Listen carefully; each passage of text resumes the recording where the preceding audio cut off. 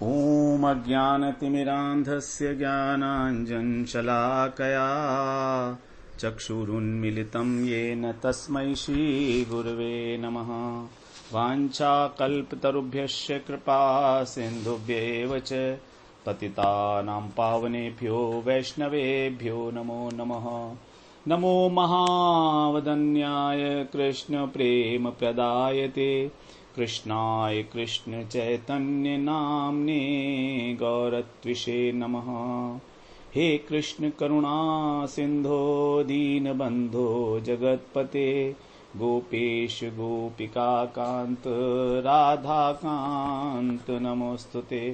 तप्त कांचन गौरांगी राधे वृंदावनेश्वरी वृषभानुसुते देवी प्रणमामि हरिप्रिये।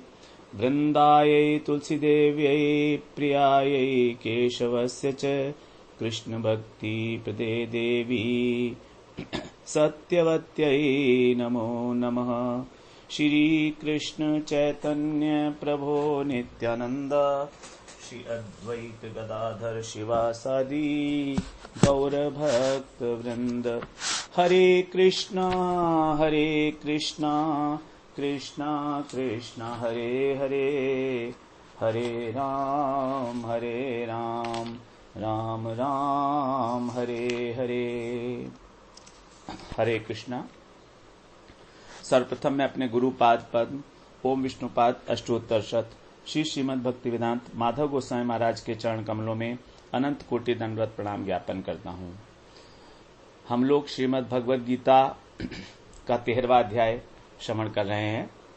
उसमें हमारा आज 20वां श्लोक है। इम्पोर्टेंट श्लोक है। 20वां श्लोक हमारा सृष्टि तत्व से संबंधित है। इसको हम लोग थोड़ा एकाग्रता से श्रवण करेंगे। भगवान कह रहे हैं कार्य करण कृतत्वे हेतु प्रकृतिरुच्यते।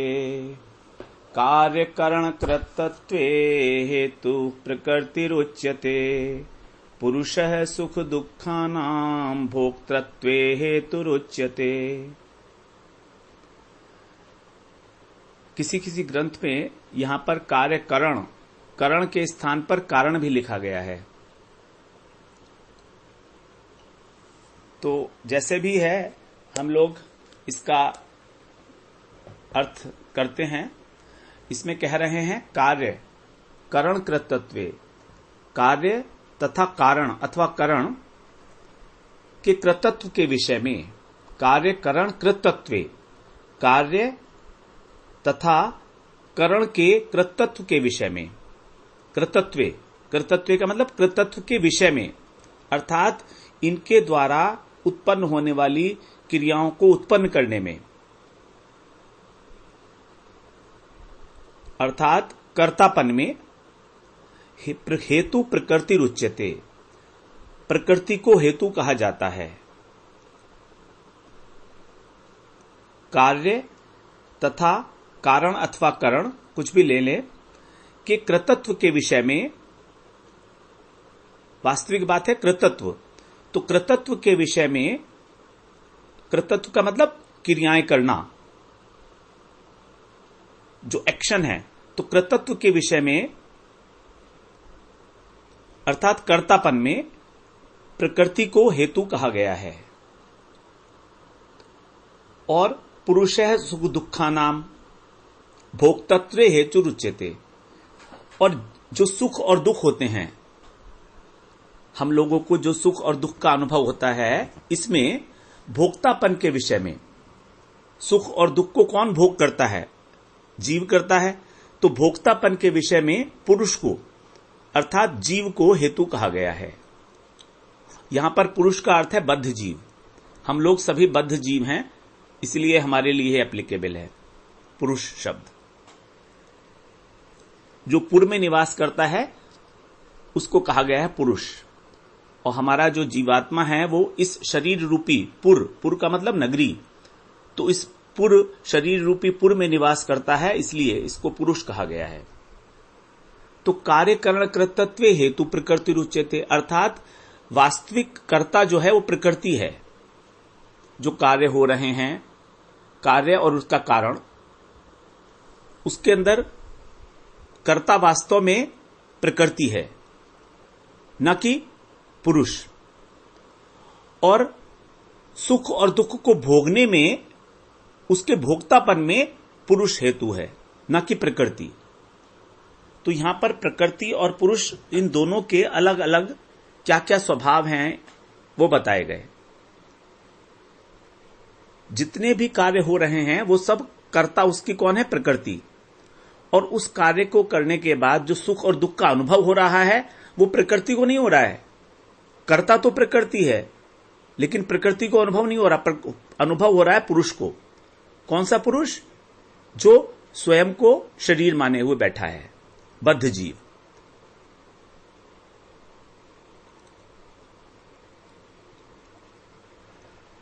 अब यहां पर बेसिकली भगवान बड़ा स्पष्ट रूप से कर्तापन और भोक्तापन का हेतु, उसका कारण बता रहे हैं कि वास्तविक कर्ता कौन है और वास्तविक भोक्ता कौन है।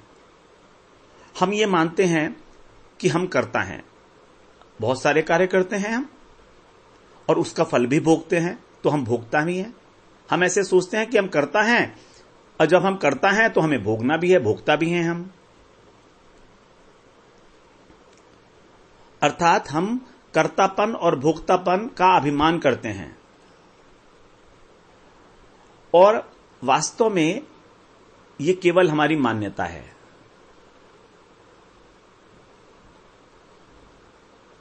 हम स्वयं को कर्ता मानते हैं, हम हैं नहीं। भगवान कह रहे हैं ना कि आप कर्ता नहीं हो, कर्तत्व। कर्तत्व माने कर्तापन।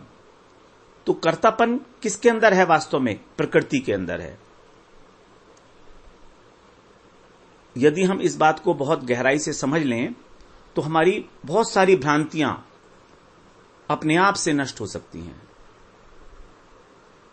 हमारे अंदर जो अहंता, ममता, दोष भरे हुए हैं, ये सब बड़े आसानी के साथ हमसे दूर चले जाएंगे। इस बात को अगर हम अपनी गहराई से समझ लें, अपनी बुद्धि से स्वीकार कर लें इस बात को। महत्व जो है किसी भी बात को, किसी भी सिद्धांत को स्वीकार करने का है। हम अध्ययन क्यों कर रहे हैं? इसलिए कर रहे हैं कि हमारी बुद्धि इन तथ्यों को, जो भगवान यहां कह रहे हैं, श्रद्धापूर्वक, दृढ़तापूर्वक स्वीकार कर ले। और कोई कारण नहीं है इसके अतिरिक्त,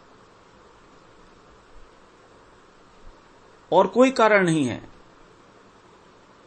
एक ही कारण है, हम अपने हृदय को पवित्र करना चाहते हैं, अंतःकरण को शुद्ध करना चाहते हैं। वो कब होगा? जब हमारी बुद्धि इन सिद्धांतों को आत्मसात करेगी, हृदयंगम करेगी, हृदय में ले जाएगी। फिर हम अपने को कभी कर्ता नहीं मानेंगे। अगर हमने ये बात समझ ली, हम लोग इसको डिटेल में समझने की चेष्टा भी करेंगे, जितना भी हो सकता होगा। तो यहां पर पहली लाइन में प्रथम और द्वितीय चरण के अंदर इस श्लोक के 3 बातें आई हैं: कार्य, करण और कृतत्व। इसको अंडरलाइन कर लें। कार्य, करण और कृतत्व।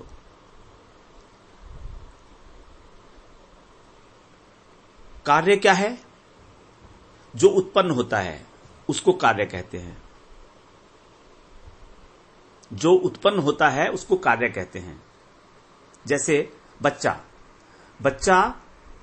उत्पन्न होता है तो उसका कारण कौन है? माता।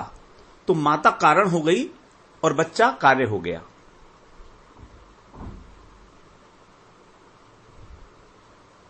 कारण से ही कार्य उत्पन्न होता है। जैसे सूत है, तो सूत से हम लोग जब दरी बनाते हैं तो उससे दरी बन जाती है। तो दरी कार्य है और सूत कारण है।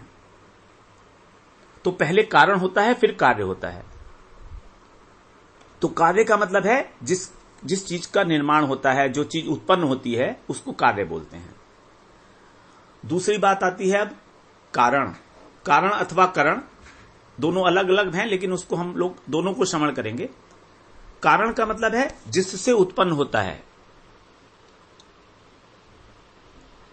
उसको उस कार्य का कारण कहते हैं। और जिस साधन को प्रयोग किया जाता है उस कार्य की सिद्धि के लिए, उसको कारण कहते हैं। जैसे रसोई के अंदर रोटी कार्य है और कारण क्या है उसका? आटा। और कारण क्या है? चूल्हा, चिमटा, चकला, बेलन। ये सब क्रिया करने के लिए जितने उपकरणों की आवश्यकता है वो है कारण, और कारण है आटा। तो रोटी, रसोई के उपकरण और आटा। तो रोटी तो कार्य हो गई, कारण हो गए रसोई के अंदर जो उपकरण हैं, जो इक्विपमेंट्स हैं, चकला, बेलन, चिमटा, तवा, चूल्हा, और कारण हो गया आटा। गहराई से समझना है इस बात को, धीरे धीरे समझ रहे हैं। तो अब हमारे संबंध में यदि इसी बात को हम अपने ऊपर अप्लाई करें, तब हमारा जो कार्य है वो क्या है? शरीर। इसको हम देख सकते हैं, ये बना है। और ये शरीर बना कैसे है?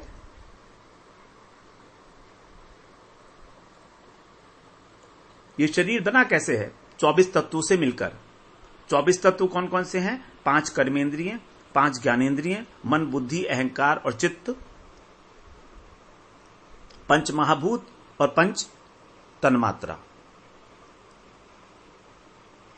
इसमें 5 महाभूत स्थूल हैं, कर्मेंद्रिय भी स्थूल हैं, उससे सूक्ष्म है ज्ञानेंद्रियां, उससे सूक्ष्म है मन, उससे सूक्ष्म है बुद्धि, उससे भी सूक्ष्म है अहंकार,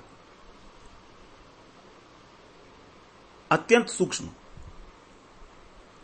तो कर्मेंद्रिय और ज्ञानेंद्रियां ये क्या है? हमारे बहिकरण, बाहरीकरण।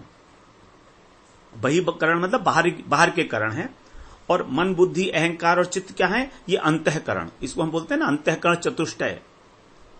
अंतःकरण चतुष्टय में 4 चीजें आती हैं, यही हमारा सूक्ष्म शरीर है, अंतःकरण चतुष्टय।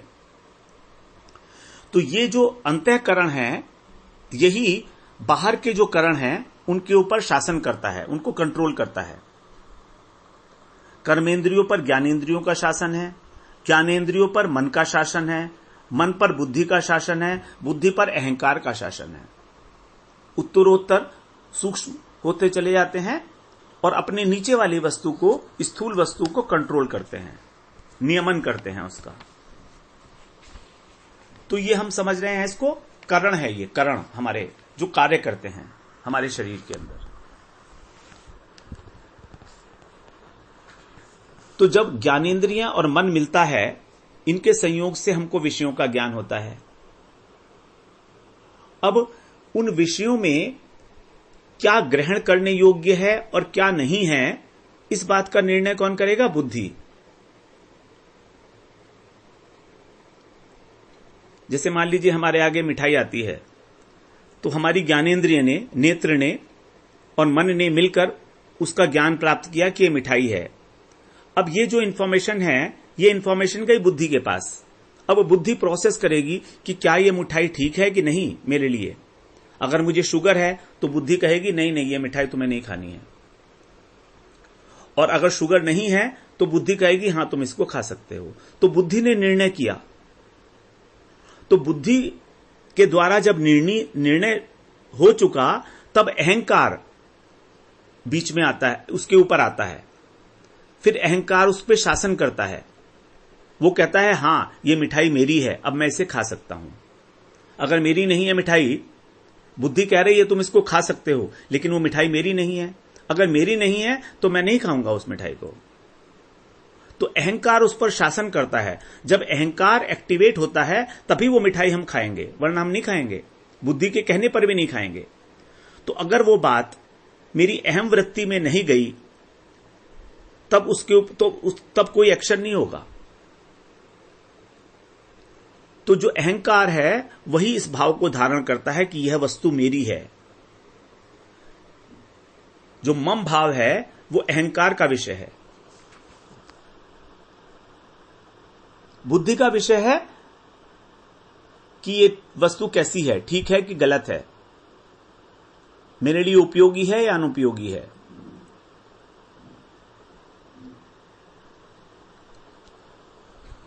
अब हम आते हैं सृष्टि तत्व पे। इसके साथ ही साथ हमें समझना पड़ेगा। तो यहां पर जो हमने अभी बात श्रवण की उसको अपने ध्यान में हमें रखना पड़ेगा। हमने 3 चीजें यहां पर श्रवण की हैं। पहली लाइन की बात कर रहे हैं हम अभी, कार्य, करण और कृतत्व। कार्य, करण और कृतत्व, ये 3 बातें हम लोगों ने श्रवण की। अब इन्हीं बातों को, 3 बातों को हम लोग अब सृष्टि तत्व के माध्यम से समझते हैं कि वहां पर इनका क्या प्लेसमेंट है। प्रकृति में सबसे पहले जब विकार आया भगवान के ईक्षण के द्वारा, तो उससे महत्त्व की उत्पत्ति हुई। ये महत्त्व क्या है? समष्टि बुद्धि भी बोलते हैं इसको। इस महत्त्व से अहंकार की उत्पत्ति होती है।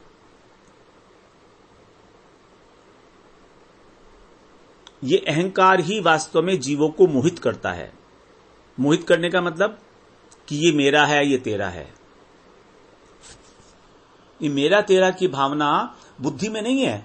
मेरा तेरा की जो भावना है वो अहंकार के अंदर है, और इसके मोहित होने का एक कारण है, क्योंकि जीवात्मा अहंकार के साथ तादात्म्य कर लेता है। जैसे हमने अपने शरीर को मैं मान रखा है, तो शरीर का मतलब क्या? स्थूल शरीर और सूक्ष्म शरीर दोनों, कि मैं शरीर हूं, मैं ही मन हूं, मैं ही बुद्धि हूं, मैं ही अहंकार हूं।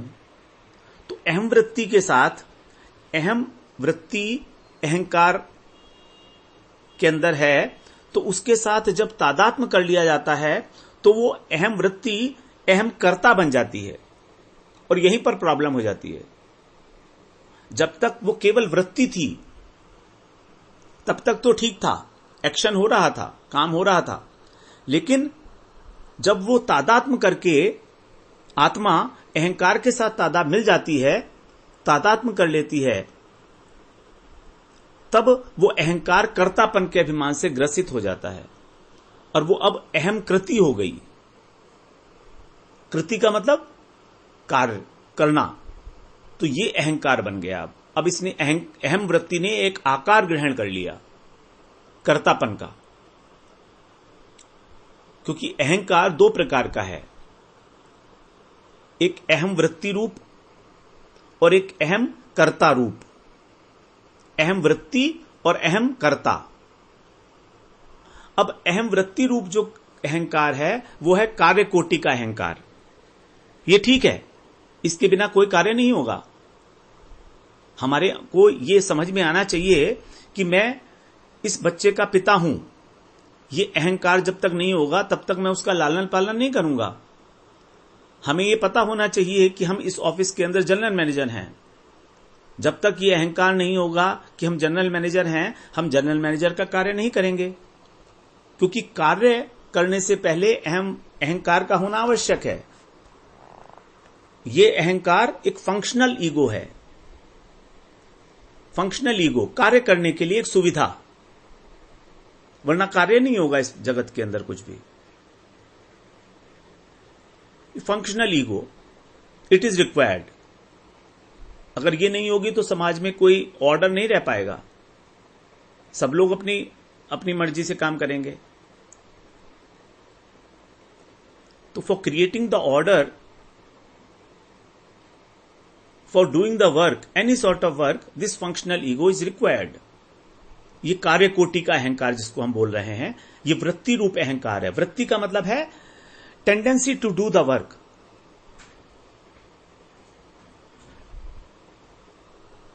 प्रोपेंसिटी, अहम वृत्ति, ये पहला है।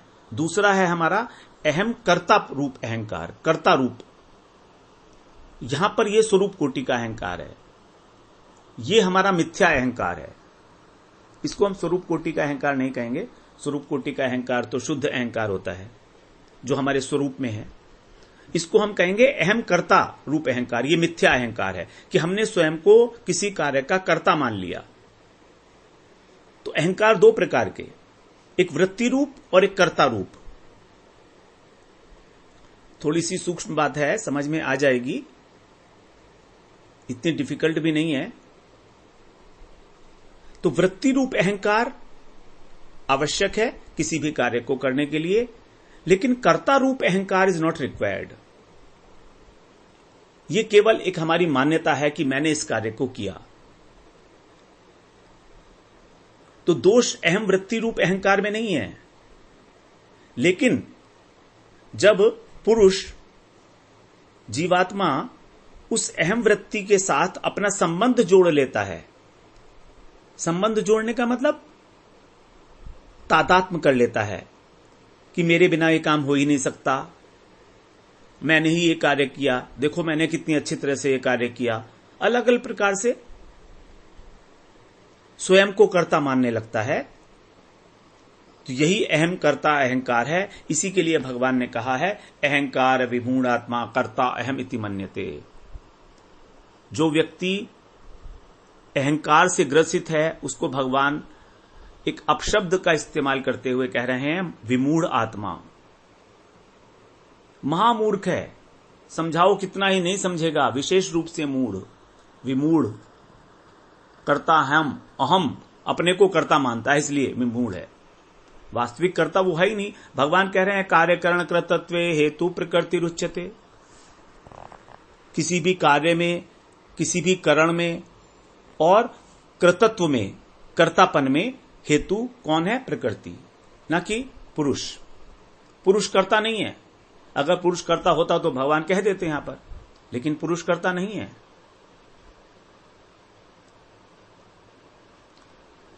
आशा है ये बात समझ गए होंगे हम सब। यदि नहीं समझे तो इसको दोबारा से एक बार श्रवण करेंगे, समझ में आ जाएगी। बहुत इंपॉर्टेंट बात है, हमारे हृदय को छूनी चाहिए ये बात। जब तक हमारे हृदय में ये बात नहीं जमेगी, हम कर्तापन के अभिमान से हमेशा ग्रसित रहेंगे, हमेशा हमेशा के लिए। हमारा सारी की सारी समस्या केवल कर्तापन में है और कहीं नहीं है। कर्तापन को जड़ से उखाड़ के फेंक देना है। हम नहीं है कर्ता, नहीं है कर्ता, नहीं है कर्ता। हम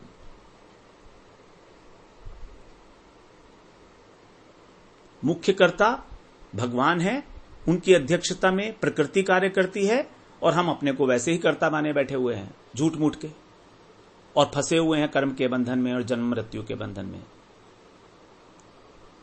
एक छोटी सी बात हम लोग नहीं समझ पा रहे हैं, इस बात को समझना ही पड़ेगा। इसके बिना कोई सॉल्यूशन नहीं है। भगवत गीता का सार है ये। 11वें अध्याय में भगवान कह आया निमित्त मात्रम भव सव्यसाचिन। मैंने सबको मार दिया है पहले से ही। You are only an instrument in my hands. तुम केवल निमित्त हो। इन मरे हुए को मारो। तो भगवान तो पहले ही सारे कार्य कर चुके हैं हमारे लिए, हम कहां से कर्ता हो गए? निमित्त मात्रम, हम निमित्त हैं। और जो निमित्त होता है उसको किसी प्रकार का सुख और दुख नहीं भोगना पड़ता। सुख और दुख का भोक्ता वास्तविक कर्ता होता है, मुख्य कर्ता होता है। हमको नहीं भोगना होता है उसको। उदाहरण के लिए एक फैक्ट्री के अंदर एक मालिक है, उसके अंडर में कुछ एम्प्लॉय है। उस एम्प्लॉय ने एक मोबाइल असेंबल किया, वो मोबाइल मार्केट में फेल हो गया, लॉसेज हो गए। तो उसने तो असेंबल किया था, करता तो वही था, लेकिन जो लॉसेज हुए हैं, वो जो उसको नुकसान हुआ है, वो नुकसान किसको होगा? वो तो मालिक को होगा ना, उसको तो नहीं होगा। उसको तो अपनी सैलरी मिलती रहेगी। उसको जैसा कहा गया था, उसको जैसी ट्रेनिंग दी गई थी, उसने वैसे उसको असेंबल कर दिया, जो पार्ट उसको दिए गए थे। तो वो तो भोगता नहीं है फल का। और अगर बहुत अच्छा मोबाइल बन गया, उससे बहुत प्रॉफिट हो गया, तो वो भी मालिक को जाएगा, तो अभी उसको सैलरी ही मिलती रहेगी केवल। तो भोक्ता जो है वो हम तभी बनते हैं जब हम कर्तापन के अभिमान से ग्रसित हो जाते हैं, वरना हम भोक्तापन नहीं है हमारे अंदर। ना कर्तापन है और ना भोक्तापन है। भगवान ही वास्तव में करता है। अहम ही सर्वज्ञाना भोक्ता च प्रभुरेव च। इतना स्पष्ट, मैं ही सारे यज्ञों का भोक्ता हूं। यज्ञ का मतलब कर्तव्य कर्म। जितने कर्म कर रहे हैं हम, उन सबका भोक्ता कौन है? भगवान है, हम नहीं है। क्योंकि भगवान की जो शक्ति है, प्रकृति, वही सारे कार्य करा रही है अपने गुणों के द्वारा। कार्यते ही अवश्य कर्म सर्वः प्रकृति जय गुणै। प्रत्येक व्यक्ति प्रकृति के द्वारा उत्पन्न 3 गुणों के द्वारा अवश्य होकर, परतंत्र होकर कार्य कर रहा है। हम सोचते हैं हम स्वतंत्र रूप से कार्य करते हैं, ऐसा बिल्कुल नहीं है। We are not at all independent, we are fully dependent on the 3 गुणास ऑफ द नेचर। प्रकृति के जो 3 गुण हैं, सत्वगुण, रजोगुण, तमोगुण, वे जबरदस्ती हमको, बिना हमारे चाहे भी हमको कार्य में प्रवृत्त करते हैं। कार्यते ही अवश्य कर्म, अवश्य होकर हम कर्म करते हैं। यही तो अर्जुन को कह रहे हैं कृष्ण कि यदि तुम मिथ्या अहंकार से ग्रसित रहोगे और सोचोगे कि मैं तो युद्ध नहीं करूंगा, तो क्या होगा? तुम्हारा जो स्वभाव है, क्षत्रिय स्वभाव, वो तुम्हें प्रेरित करेगा युद्ध करने के लिए,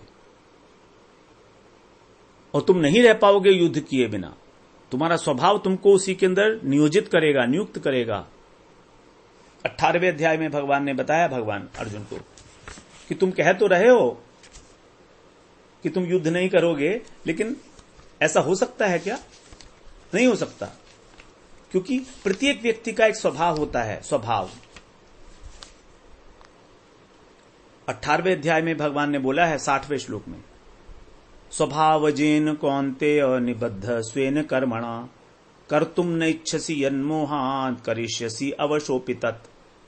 हे कुंती पुत्र, जिस कर्म को तू मोह के कारण नहीं करना चाहता, ये युद्ध रूपी जो भयंकर कर्म कह रहा है जिसे तू, उसको तू नहीं करना चाहता है, उसको भी तू अपने स्वभाव से, पूर्व स्वभाव से बंधा हुआ परवश होकर करेगा। ये भगवान के वाक्य हैं। तू कितना ही कहता रहे कि मैं नहीं करूंगा, युद्ध नहीं करूंगा, लेकिन मैं जानता हूं स्वभाव तेरा। तो वास्तव में जो गुणों के अनुरूप हमारा स्वभाव बन गया है, वही हमको कर्म में प्रवृत्त करता है।